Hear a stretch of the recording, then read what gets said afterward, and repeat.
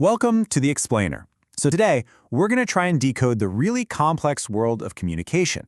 We're going to dig into why you might so often feel unheard and figure out how we can all connect just a little more effectively. We have to start with this line, right? Because, come on, it just perfectly captures that feeling we have all had. You know the one, you're saying the words, but your message is just not landing. Well, it turns out there's a really good reason for that, and believe it or not, it has a lot less to do with the words themselves than you'd think. So, to get better at communicating, we've got to start by looking at our own personal, let's call it our operating system. Now, while everyone's unique, most of us have a default style that leans one way or the other. Figuring out which one is yours, that's the first step to becoming a master communicator.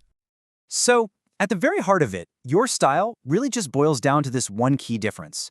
Are you energized by your own inner world, or are you energized by the world around you? And this isn't just about being shy or outgoing, it's about how you process information and, maybe more importantly, how you recharge your batteries. Okay, so here's the thing you really need to get about introverts. They're not checked out. They're just deep processors. They really value having the full picture before they jump in and contribute. That silence you might notice, it's not emptiness. It's a rich inner world where they're carefully thinking through everything. You know, this quote just nails a key strength of that introverted style, doesn't it? That habit of thinking before you speak, it often gives off this sense of wisdom. Because when an introvert does speak up, you know those words have been chosen really, really carefully. And then, on the flip side, you've got your extroverts. These are folks who thrive on that external energy, on social interaction. They love to talk things out, share ideas, and they're great at filling those awkward silences. The only catch? Well, they've got to be careful they don't accidentally steamroll the conversation. And this quote, man, it really gets to the absolute heart of the matter. The goal here isn't to decide which style is better, because neither is. It's all about understanding your own style and the styles of the people around you. That empathy, that's the real key to harmony in, well, all of your relationships.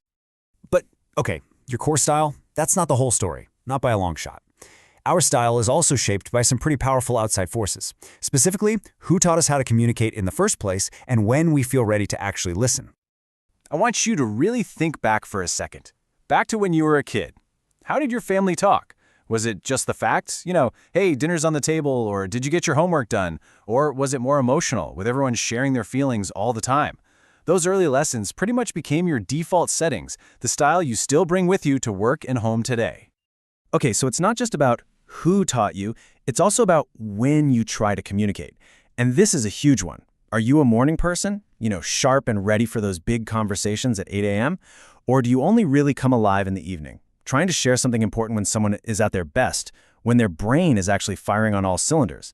That can be the difference between connecting and just complete conflict. All right, now this next part, this is where things get really, really interesting. Because it turns out the words we're all so careful about choosing, they're just a tiny, tiny piece of the puzzle. There's this kind of hidden math at play in every single conversation we have. And this right here, this is that hidden math, plain as day. It's the famous 7-38-55 rule. It basically says that only 7% of what people take away from what you say comes from your actual words. A staggering 93% is nonverbal. It's your tone, it's your body language, and for your message to really land, all three of these things have to be singing the same tune. You know what? Let's try this out right now. Just listen. I'm going to say the same 3 words, I love you, 4 different ways. Okay? First, with sincerity, I love you. Now, as a question, I love you? How about with anger? I love you. And last, with surprise, I love you. See what I mean? The words never changed, but the meaning, totally different every single time. That's the power of your tone.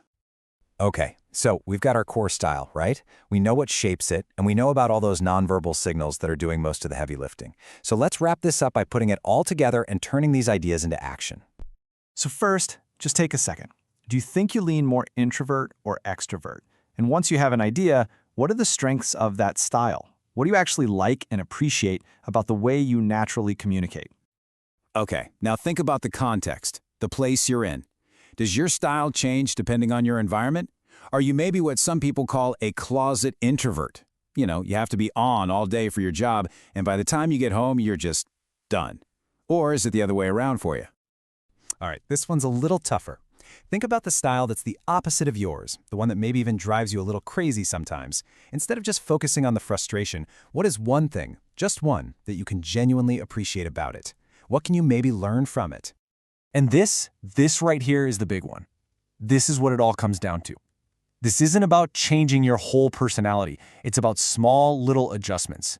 So my final question for you is this. What is one small change you could make, maybe in your timing, your tone, or just your willingness to listen, that could totally transform how you connect with the people who matter most in your life? Thank you for watching. This is Alison Bonelli, a professional life strategist. Hit that notification button, like, share, and subscribe. Catch you on the next video.